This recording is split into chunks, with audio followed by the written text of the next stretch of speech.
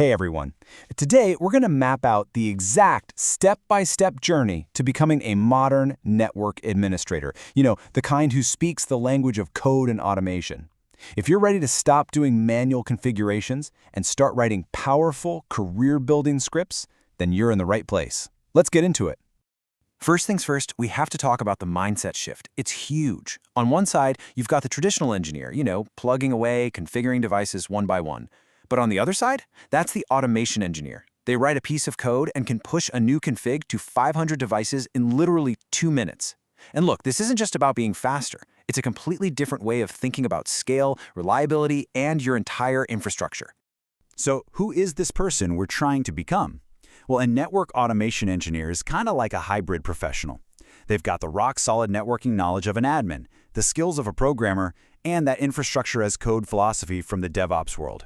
It's the mix of these three things that makes this role so incredibly valuable right now. All right, here's the game plan for today. We'll start with the big picture, the entire 6-month roadmap. Then we'll break it down piece by piece, building your foundation, learning the language of automation, getting your professional toolkit together, and finally, what you need to do to launch your new career. Sound good? Let's go. Okay, let's dive right into the heart of it, your 6-month roadmap. We've designed this to be a clear path that takes you from wherever you are now all the way to being a candidate who is truly job-ready. So here's the entire journey at a glance. For the first 2 months, it's all about mastering those core networking fundamentals. No skipping this. Then, months 3 and 4, you're learning to code with Python and getting comfortable with APIs. Month 5 is all about leveling up with enterprise tools like Ansible and building real projects. And finally, in month 6, you'll tackle the cloud, polish up that portfolio, and start hitting that apply button.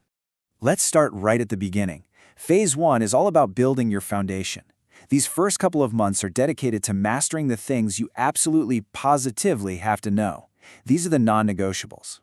And this right here, this is the golden rule. Seriously, you cannot automate what you don't understand. Think of it this way. Automation is a force multiplier for your networking knowledge. If your knowledge is 0, well, 0 times anything is still 0. You have to know the what and the why before you can even think about automating the how. So, what are these fundamentals? We're talking solid CCNA-level knowledge.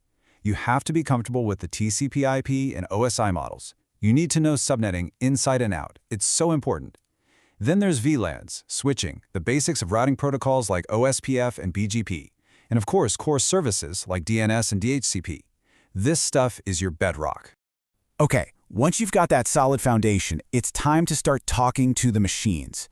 That brings us to months 3 and 4, learning the language of automation. And in today's networking world, that language without a doubt is Python.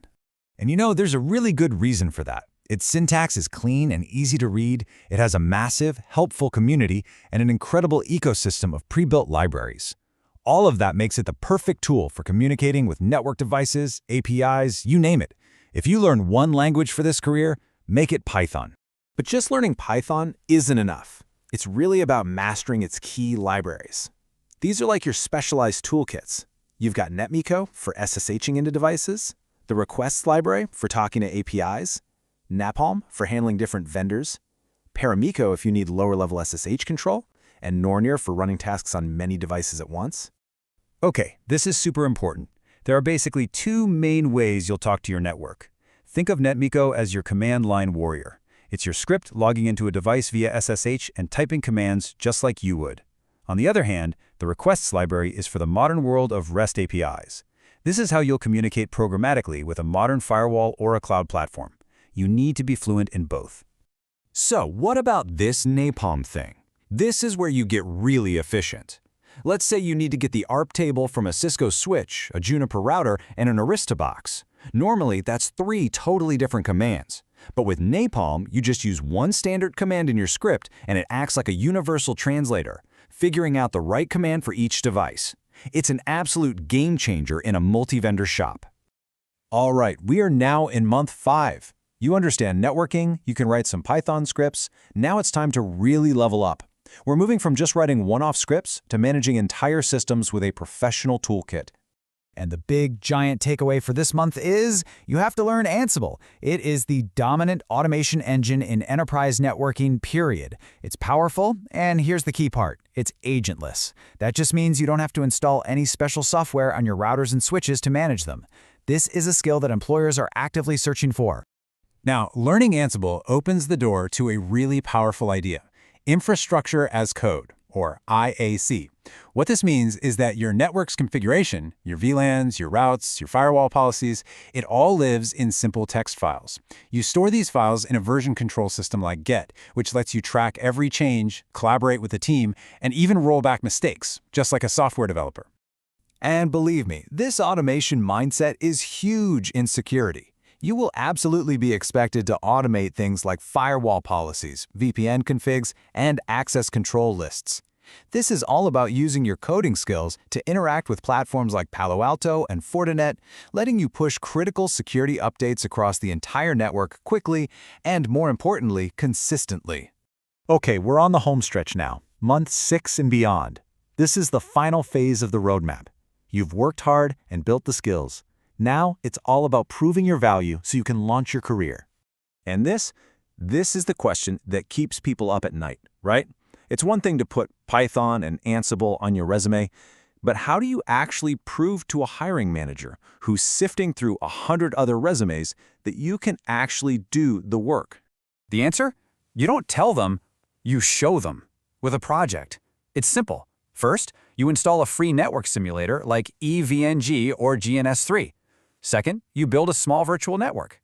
Third, and this is critical, you configure it all manually first. Then fourth, you write a Python script to automate a real task in that lab. That one project is more powerful than anything else you can put on your resume. So, where do you put this amazing project? On GitHub, of course. But don't just dump your code there and call it a day. You have to be professional. Write a clean README file explaining what the project is. Document your code so others can understand it. And most importantly, describe the real-world problem your script actually solves. That shows you're a problem solver, not just someone who can write code. Okay, your portfolio's looking sharp. What job titles should you actually be searching for? You might not find a ton of jobs called Junior Network Automation Engineer. Instead, you're targeting roles like Network Engineer, NOC Engineer, or Junior Network Administrator, positions where you can walk in on day one with these automation skills and immediately start making a huge impact. And finally, once you've landed that first gig, what's the next move to really accelerate your career? I'd suggest looking beyond the traditional networking certs. An AWS certification shows you get the cloud, which is where everything is heading. And a Red Hat Ansible certification formally proves you have enterprise-level automation chops. These two are absolute career accelerators. So, there it is, your 6-month roadmap from the core fundamentals all the way to your first job. The path is clear, the tools are out there, and the industry is hungry for these skills.